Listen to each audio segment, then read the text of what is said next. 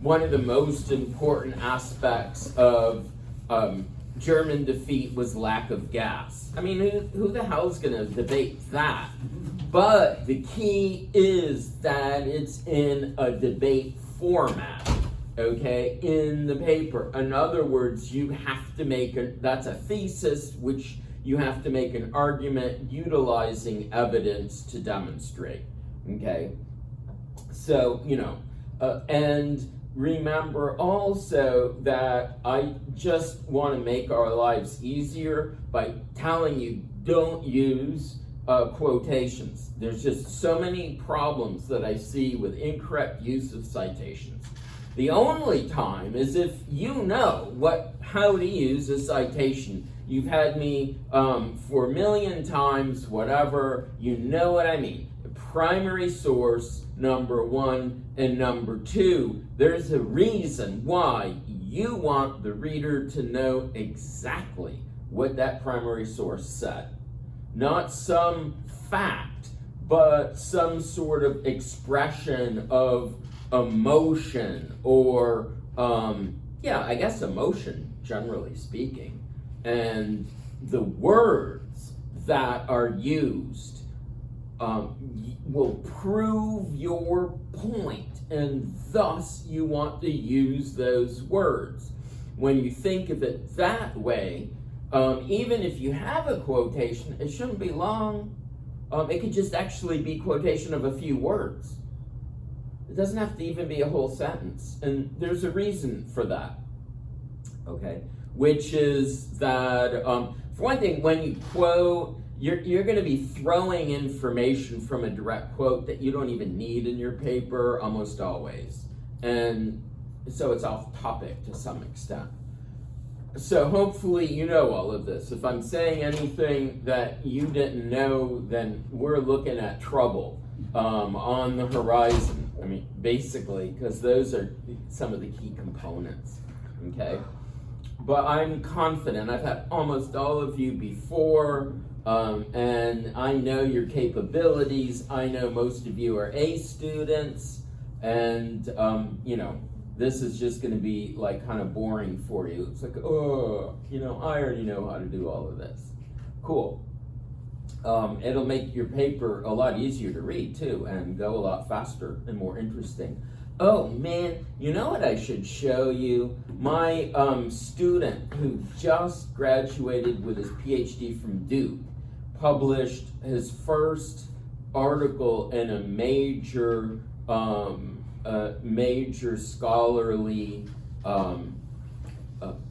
scholarly journal, and it's Osvai Shakatatan and the Soviet Social Structure After Stalin.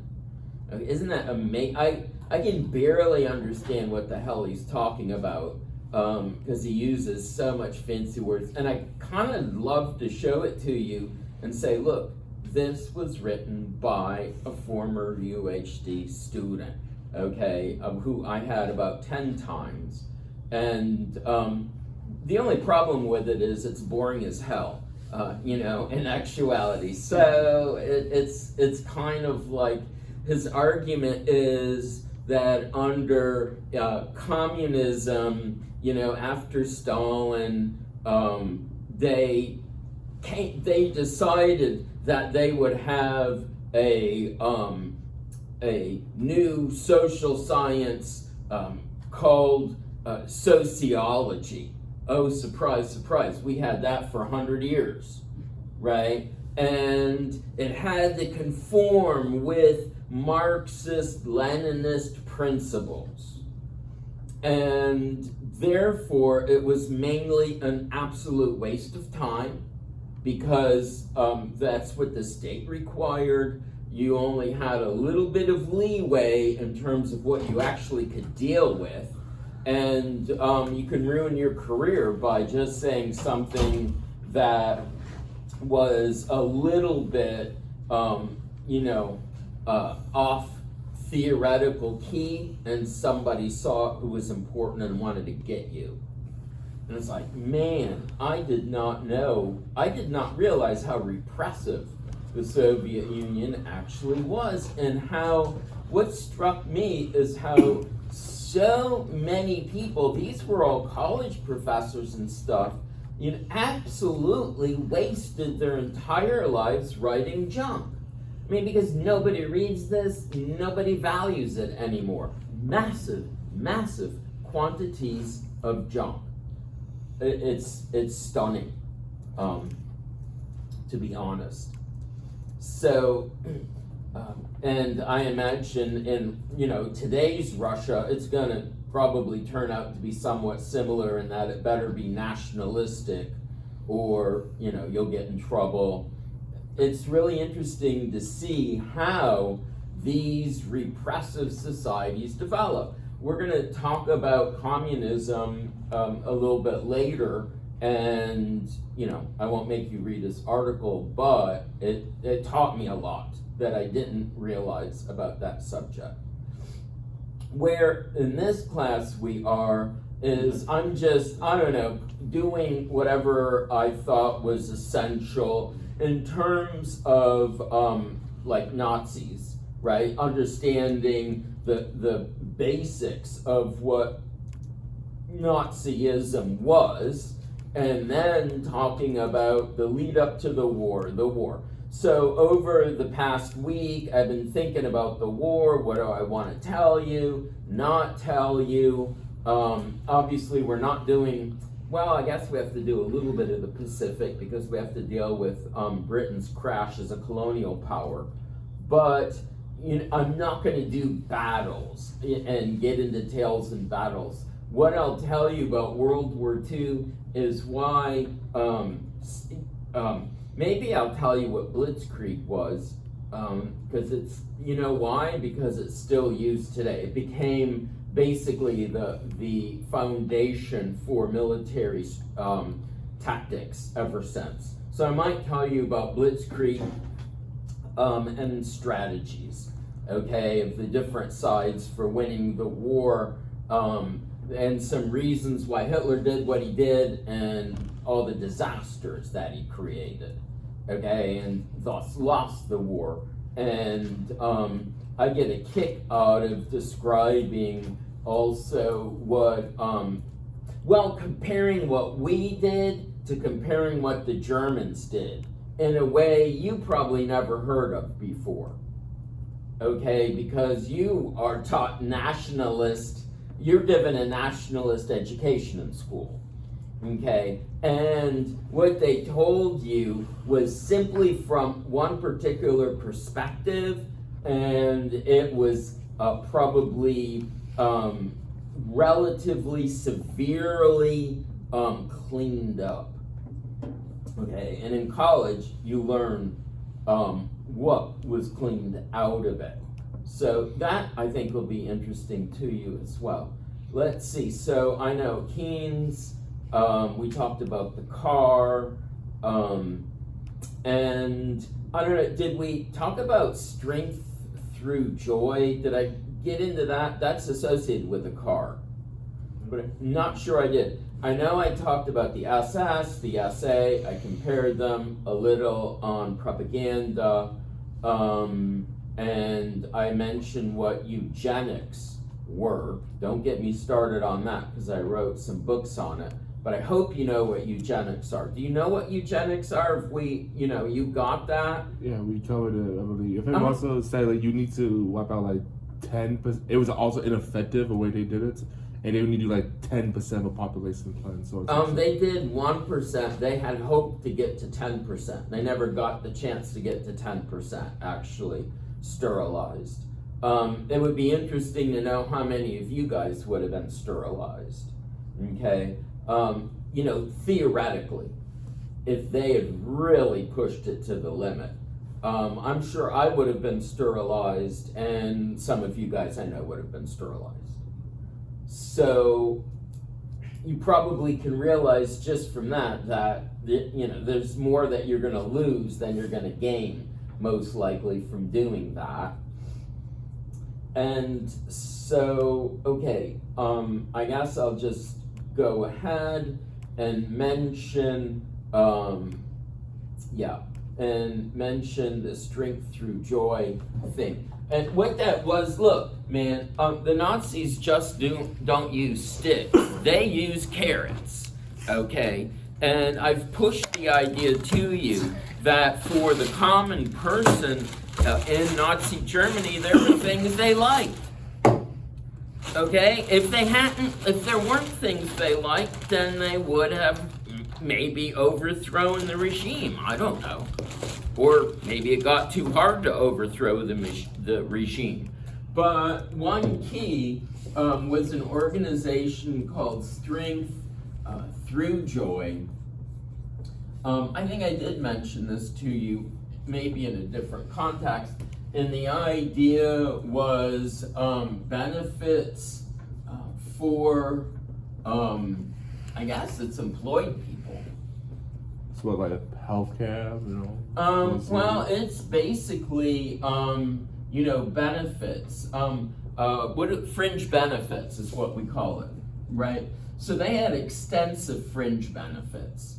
In other words, they lengthened vacation time.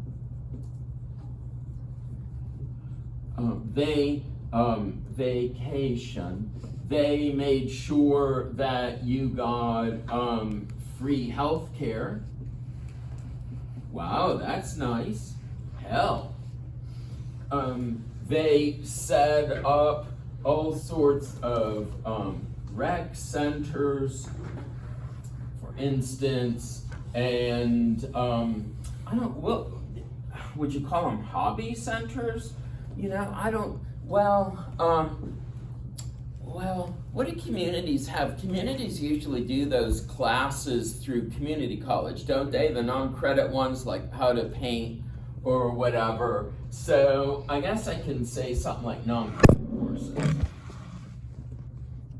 Or multi-purpose centers, that's a big thing, multi-purpose centers. Well, They do different classes sometimes.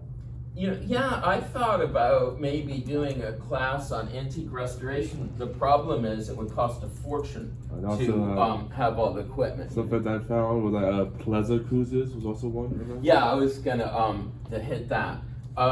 Then they did. Usually it was short. Maybe even day trips or weekend trips. Okay, to various interesting places in Germany, which of course is supposed to increase your nationalism, right? It's like, oh, I love my country, it's so awesome. Then a lot of people didn't take this, but they did have foreign cruises. Okay, they only had a few ships that did that, so obviously it's going to be difficult to get a ticket.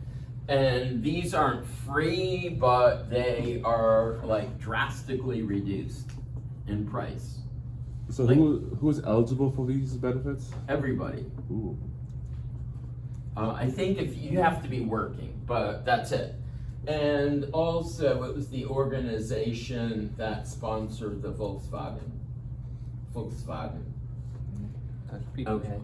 Why the hell do you think anybody would complain? You got that. You got full employment after you had mass unemployment before. I told you about that. I told you about Keynes' theory, right? So these are elements. If you behave, then you're gonna get benefits you didn't have before. I have a question. For Volkswagen, was it paying for the trips, or was it funding this overall program for employment, or how does Volkswagen tie in exactly? The way it ties in is it was a government project, and it was, I don't think it was, in a way it was government subsidized because the government would pay for and build Wolfsberg, right? Isn't that where they make the car, Wolfsberg? It was a whole city that they built to make the car. That all that was free.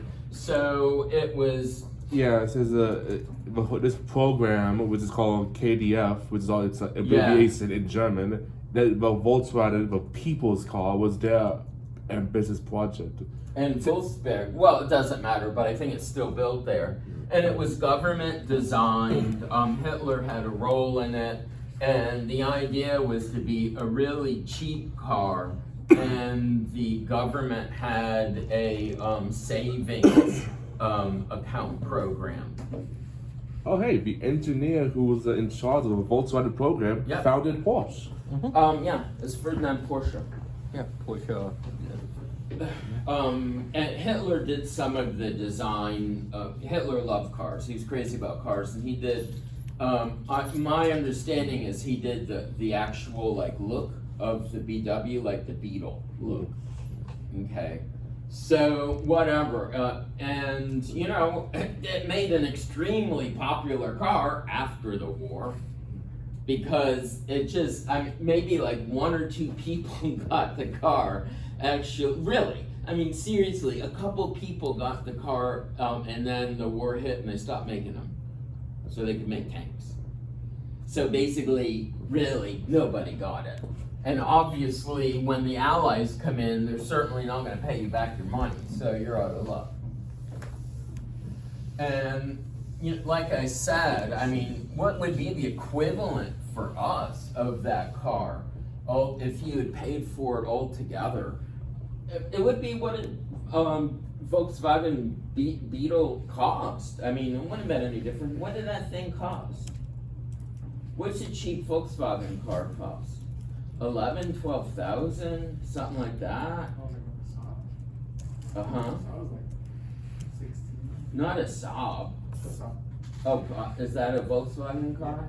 Oh, all right. Well, maybe it would have been something along those lines. But I mean, you know, God, even working class people can afford it. Otherwise, you know. I think, hold on, does this sound accurate? 990, about 1,000 Reichsmarks? Yeah, but you know, how do you translate into dollars today? Really, when you look at stuff like that and it looks super low, I mean, you know, honestly, usually it costs what you probably would think it would cost today, back then. Okay, the fan I showed you, that was a very high quality fan. It probably would cost you $100 equivalency back then. So there you go. Okay, and now you understand why, and I don't know if they really push this in school, but you ought to know why the hell people liked Hitler. And obviously he was so popular. And there was national pride and glory is, of course, such an important force. Look at Russia today. If you're in trouble, you can provoke some sort of conflict that will bind people together in national pride, right? Many people thought Trump would get us into a war before he left. Right. I haven't read anything about him, so I don't know if, you know, I know that that was discussed by the Joint Chiefs of Staff, and they basically said that they would not permit some crazy scheme at the very end of his presidency, and that was not the first time. The first time was Richard Nixon. That's right on that Iranian Guardian was. You know, when they done that, when they knew it was just some political ploy that made no sense. Okay, so I could tell you about conversion, but I think it should be roughly Volkswagen at the time, when today's US dollar about 5,000, give or take. You know, I was thinking along those lines. The problem is, you know, making those conversions look a lot easier than they actually are. Because you've got to take into consideration so many things like taxes, you know, and all that. You cannot compare American salaries with European salaries. You cannot compare. They're always lower than American salaries. But they get so many benefits that we don't get, right? One of the benefits you pay for, even if you don't pay for it, you do pay for it, is healthcare, right? I think mine is $800 a month through UHD, okay? So they take that off of my actual pay. Well, in Europe, it's free, but they also pay more in taxes. It's just so complicated, it kind of makes no sense. So, whatever. It was a cheap car, and I don't think they make any of that basic anymore. An air-cooled engine, and there was no automatic, when you press on the brakes, I think you had to really press the hell down. And when you move the steering wheel, you really had to move that guy. Because there's no power, nothing on a car like that. So, okay, you get all of my points, I think, here. And I've talked to people who have talked to people who lived in that time period. Let's put it that way, and this is this type of stuff they tell you. It's what they liked.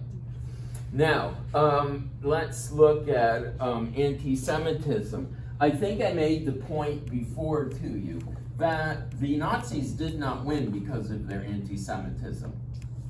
Really, I bet you it hurt them more than helped them. I mean, were most Germans anti-Semitic? Well, what the hell exactly does that mean?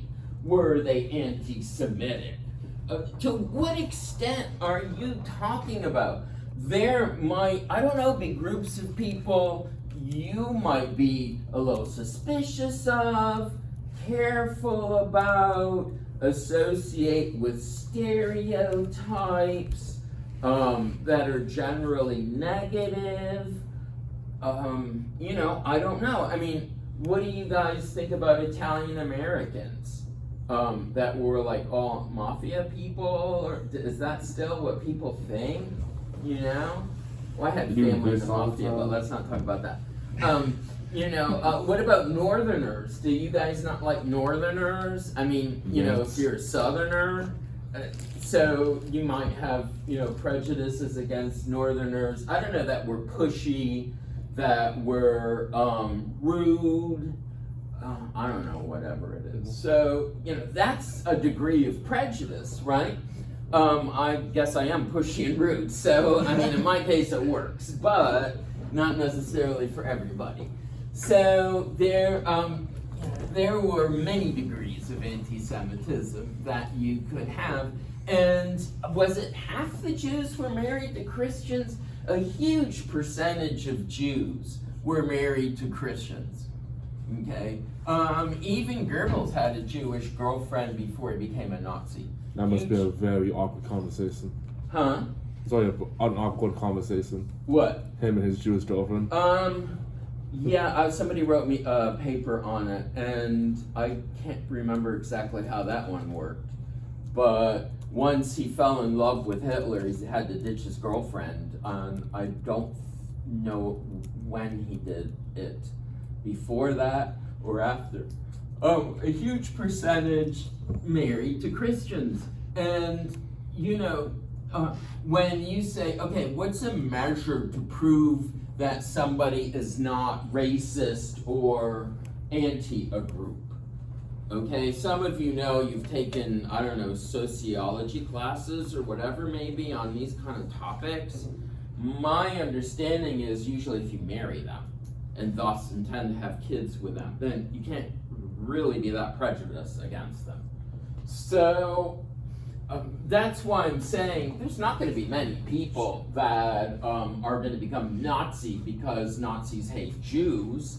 That gets some people all excited, but it's not going to be the majority. And when they're trying to get into power and they're not yet into power, they make it clear they don't like Jews. Nobody doubts that, but they don't push it too hard because they know that's not going to win them votes. Okay, they want to win votes, so it's better to complain about communists and stuff like that. Now, when they come into power, like I say, the SA loved violence, and the German people did not like to see violence on the street.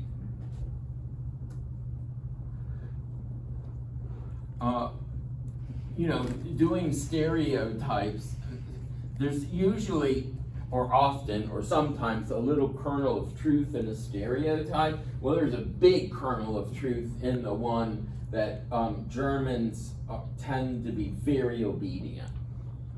Okay, and they like rules, and you follow the rules, and things outside the rules are disruptive, and it can cause problems. I maybe told you before that, like for us, right, when the crosswalk downtown or wherever says you can't walk anymore. I mean, who the hell cares what that says, right? You look, no cars, you go. If you do that in Germany, the people will yell at you. I mean, not really yell, but they'll say, hey, don't you see that you can't walk now? And nobody will walk except like the foreigners. So this is not normal. This is not the idea of this should be appropriate behavior, legal behavior, whatever. And it made the essay very unpopular, and it was one of many reasons that Hitler, as I mentioned, destroyed their power. Not them, but their power. And really, who he's going to turn to is the SS, which I told you was very bureaucratic. It was very rules-based. It was very highly educated and very careerist. Is that the SA or SS? The SS Okay. is like that. And you'd be surprised how many of the SA had college degrees and stuff, really. But it's the SS that we associate that with.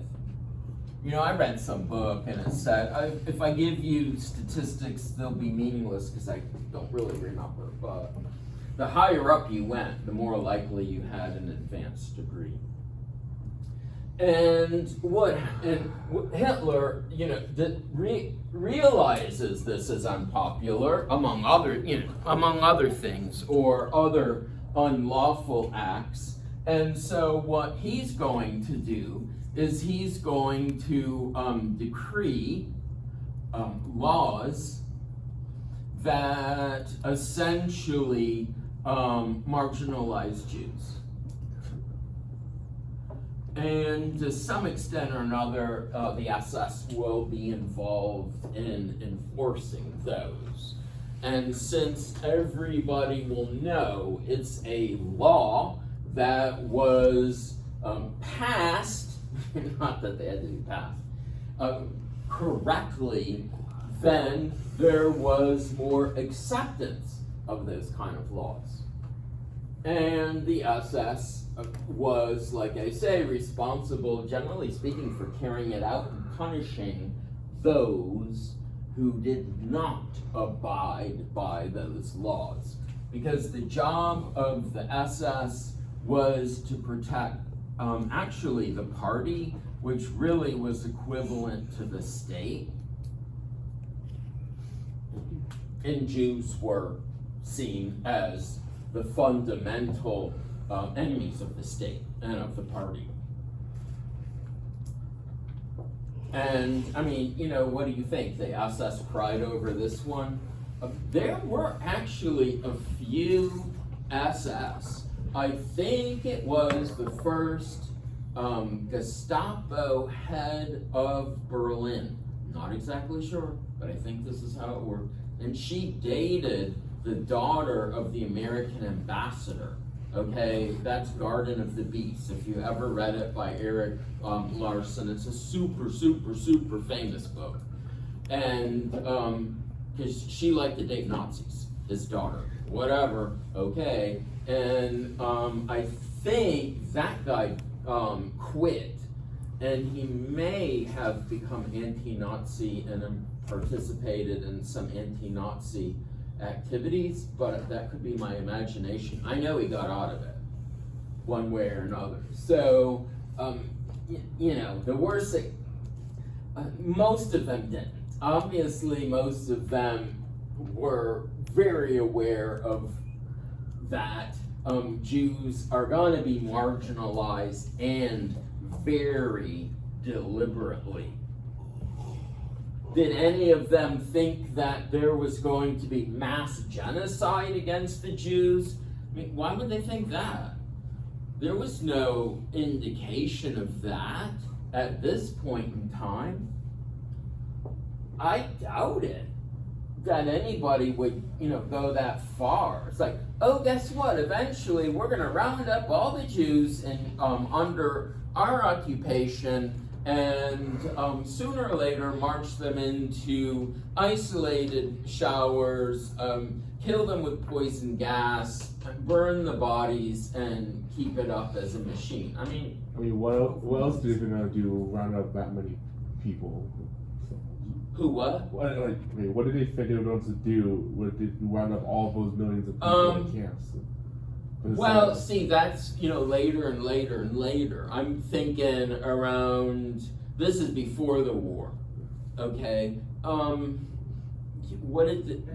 They thought that what they thought is that Jews would be essentially pushed out of regular society, okay, pushed out.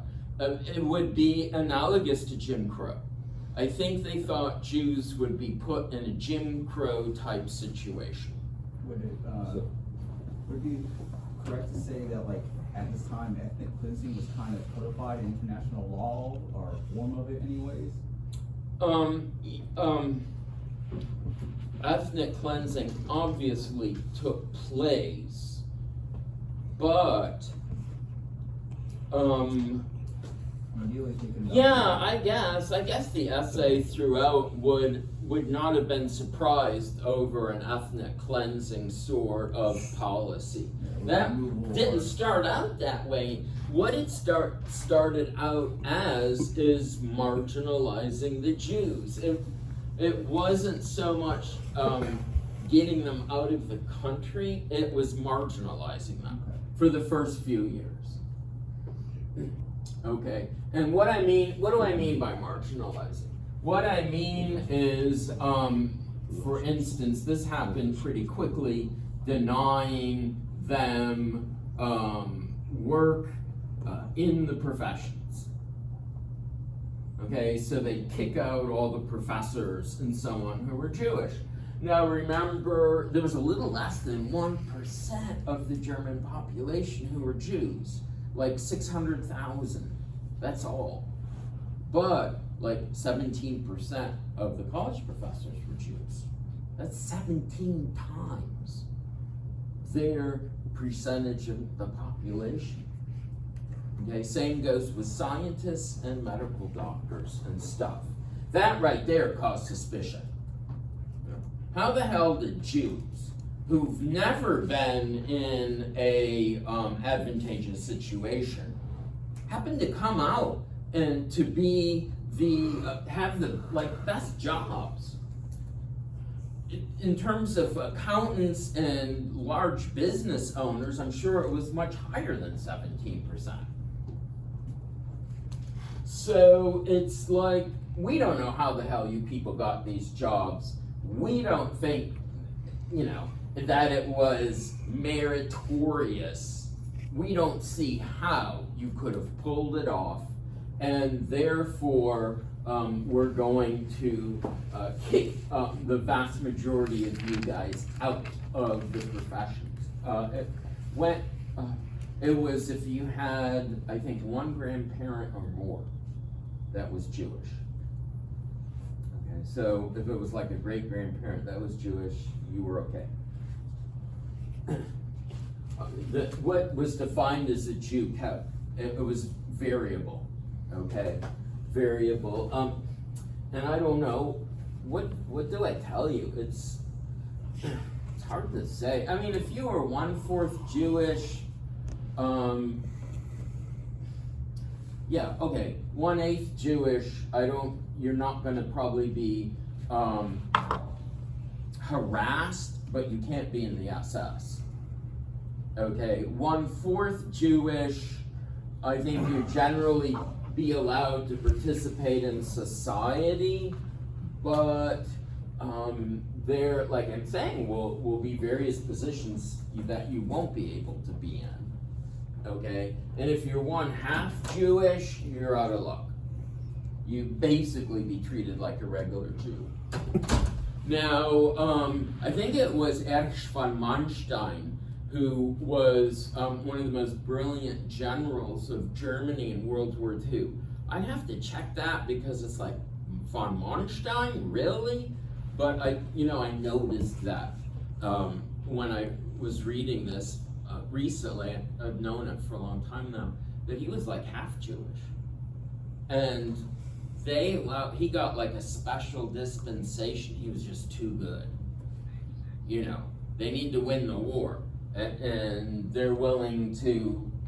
Very, very few Jews got any sort of dispensation like that, and I think only half Jews, and it was very hard. So, okay, so like if you were like a second level Nazi leader, you still probably couldn't get somebody a dispensation if they're half Jewish. It really had to be somebody at the very top to pull that off. It's interesting, in Italy, eventually, for various reasons, that's hard to explain, Italy eventually will have anti-Jewish laws and so on, but Italy was a really corrupt society and Jews could buy passes all the time. It's like, hey, you want to pass $20,000 and we'll give you an Aryan pass, okay? So you didn't get away with that in Nazi Germany. So, okay, what else is there to say, I guess? People make a big deal about the Nuremberg laws. Everybody's heard about the Nuremberg laws. I don't really know why people think it was such a big deal. Okay, what it did is it made Jews no longer citizens, but legal aliens or tolerated aliens. Okay, who had the right to live there. Nuremberg laws, and that was 1935, and then Jews were made, tolerated legal aliens. I mean, what rights did citizens have in Nazi Germany? I mean, really? Okay, and you probably know sex between what they called Aryans, which were people that weren't Jewish or some other race. Sex between Aryans and Jews was criminalized unless you were already married. There were so many Jews who were married to Christians that Hitler was hesitant to declare those marriages invalid, because that would be, maybe 100,000 Aryan Germans, and he didn't need that kind of trouble. So they'd actually put pressure on you to divorce your husband very often. Sort of threatening talk at work from your boss, like, oh, we know you're married to a Jew. That could hold up your rise in this company. Did you know that? That kind of stuff. Jews could still work. It's just that Jews were being pushed really into basically like the working class jobs.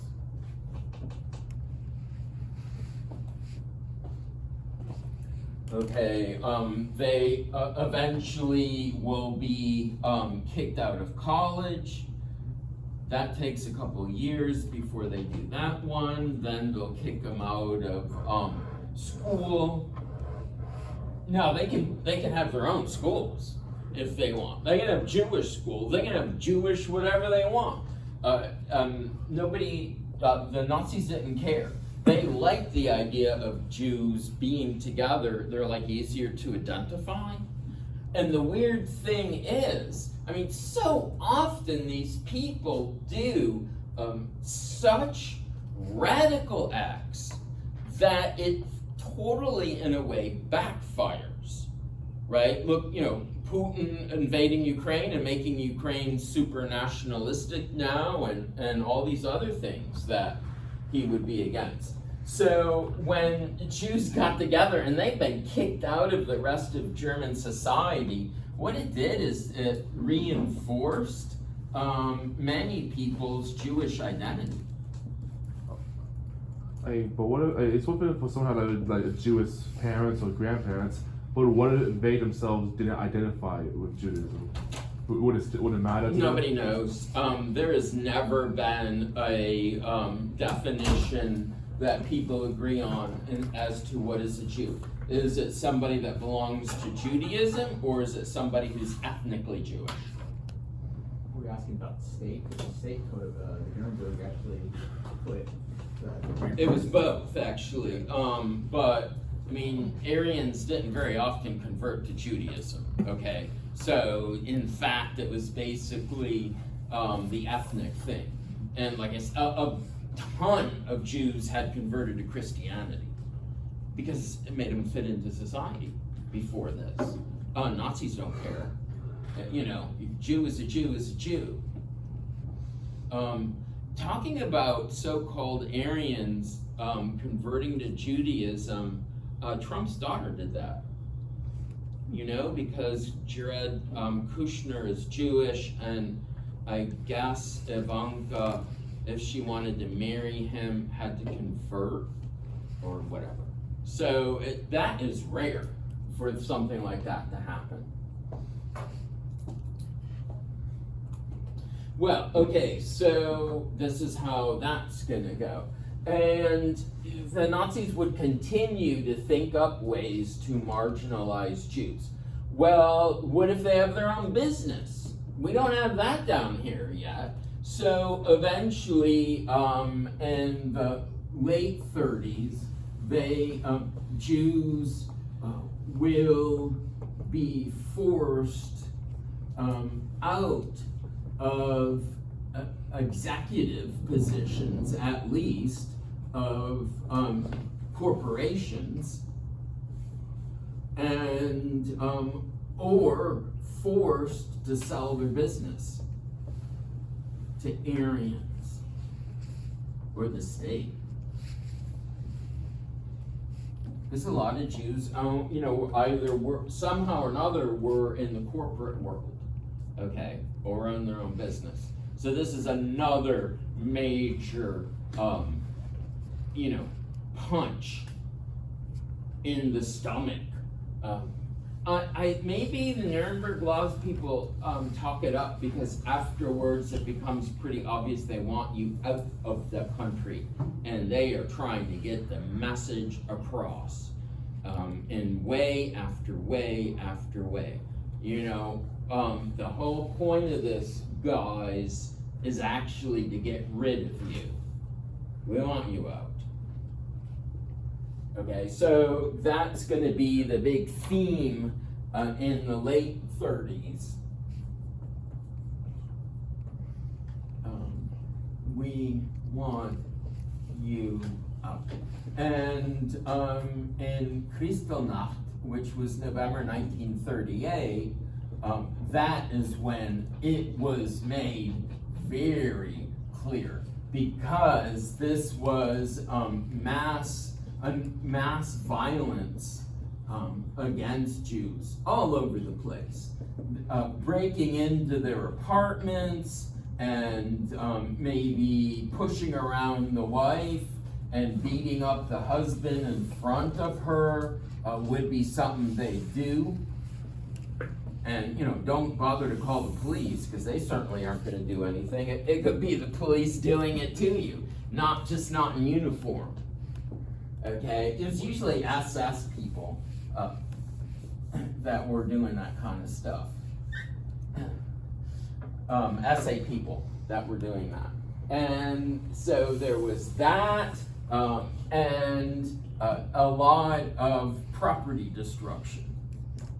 A huge amount of property destruction, and all the synagogues in Germany,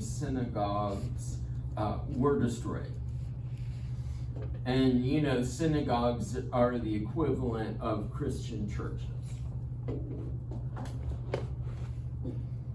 Also, wealthy men were thrown into concentration camps for a while and said they would get released once they could present immigration papers.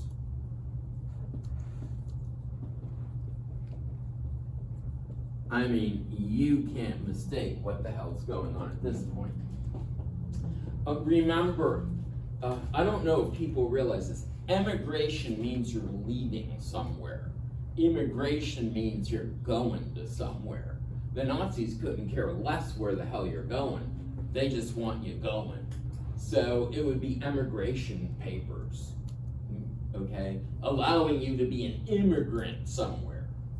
And so now what's gonna happen is family members, of course, are gonna run around frantically trying to get all the documents they need.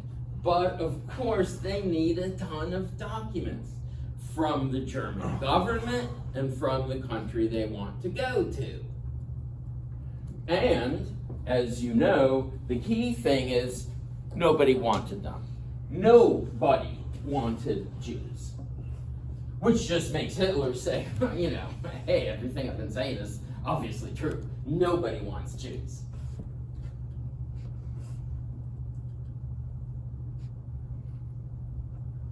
It had a lot more, for instance, with the Depression than anything else, really.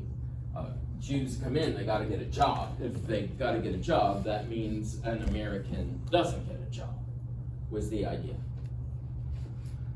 So, to be able to get in the United States, for instance, and I don't know if any of you are immigrants or you are super closely related to immigrants, but if you want to get like a green card, somebody here has to sign off on promising that for the rest of that person's life, you will make sure that they do not wind up on welfare.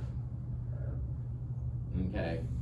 That is one thing. So you need to get a sponsor, and a sponsor who's willing to make that sort of declaration.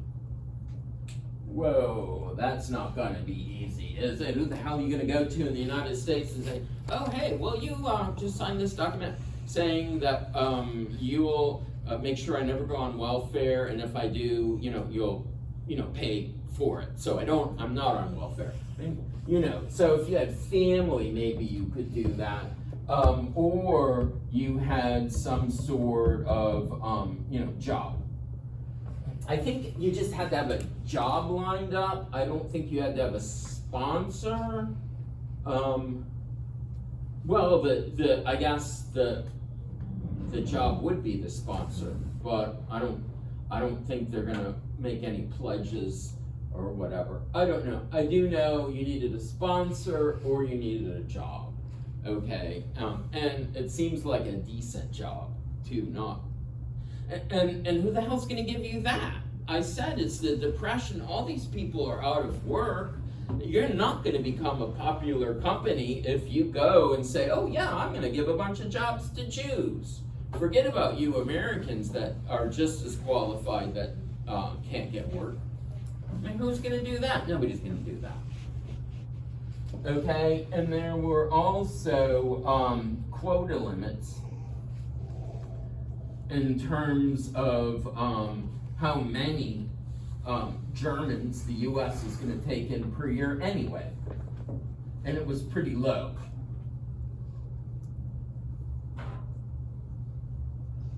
I mean, we didn't define Jews, okay, and that was not, something we did. We defined them as Germans, but we only had, what did we take? Maybe 50,000 Germans a year, which is, 30,000. It was low, and whatever, quota's over with. If you qualify and get all your paperwork in, we'll put you on a wait list. And by 1939, the wait list was 5 years long. Okay. And these people knew they didn't have no 5 years to wait. And there's gazillion documents also, police documents, this. Yeah, it's crazy, all that you had. So people, though, were becoming frantic to get these because the Nazis had made it clear that one way or another, they're going to get you out of the country. And so it's a lot better for you to go than they to push you out. We did take, so we took some Jews. I don't know how many Jews we took. 100,000 or 200,000, something like that, who met all that criteria. Lots had family here or whatever, right? Werner Klemperer had, what did he have? I think an uncle here, and so Werner Klemperer came here under that law, and he's the guy that plays Colonel Klink on Hogan's Heroes, if you ever saw that series. You guys won't remember it because you're too young, but I saw it. yeah, so he was German, but he was also Jewish. Almost everybody in that series actually was Jewish, almost, on purpose. So let's see, where would we go? About only half of the Jews left.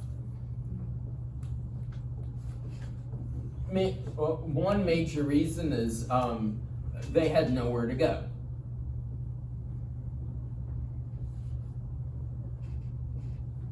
Also, if they're older, it's kind of like, man, I'm older. How much time do I really have left? How worried can the Nazis be about me? And when you go, the Nazis don't let you keep any money. Everybody goes with no money at all.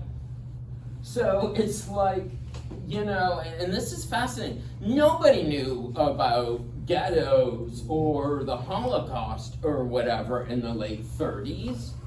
They just knew that they, are being kind of forced out of society. If you're retired, for instance, it's kind of like, okay, fine, whatever. What do you think I'm going to go do? Learn English at, the age of 70 and move to the U.S. with nothing and knowing nobody? So if they were older, you might put emigrating just too difficult to attempt.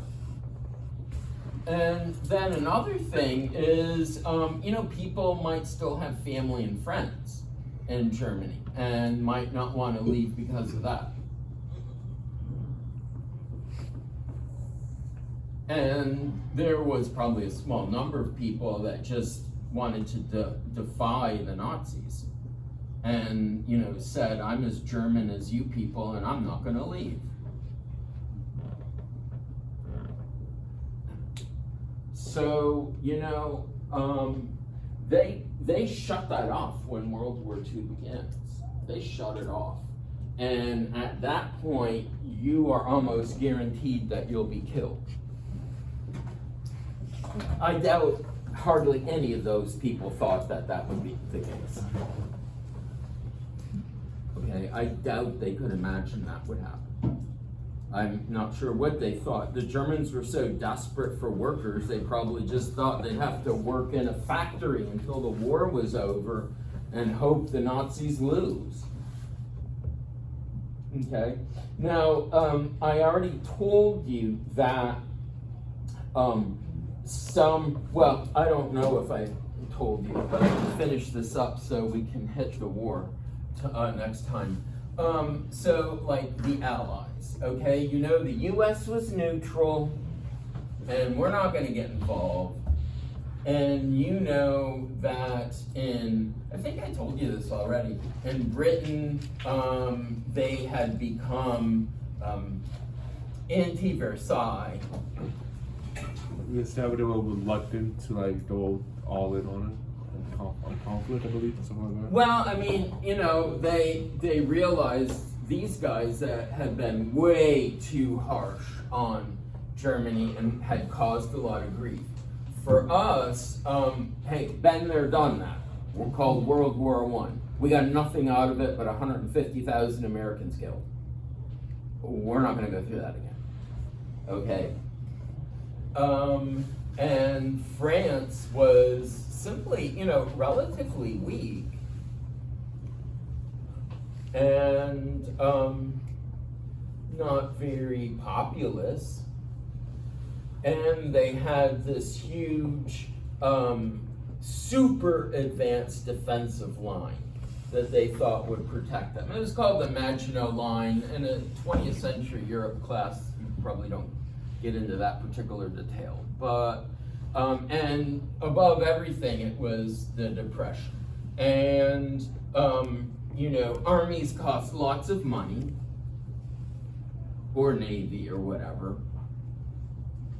And another thing is you need to remember, once you mobilize that army, once you get it going and doing stuff, that's very costly. Right? I mean, how much is it costing Russia per day to do all the stuff that they're doing? They just have enough money because of oil to be able to do it, but it must cost an absolute fortune. If this is the Depression, and the government is already virtually broke, then you're kind of going to give Hitler a pass as long as you think you could get away with it.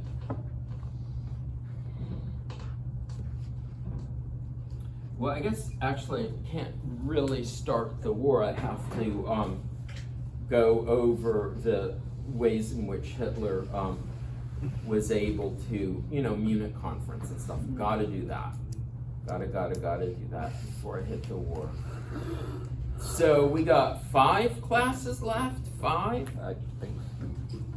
Whatever. You know.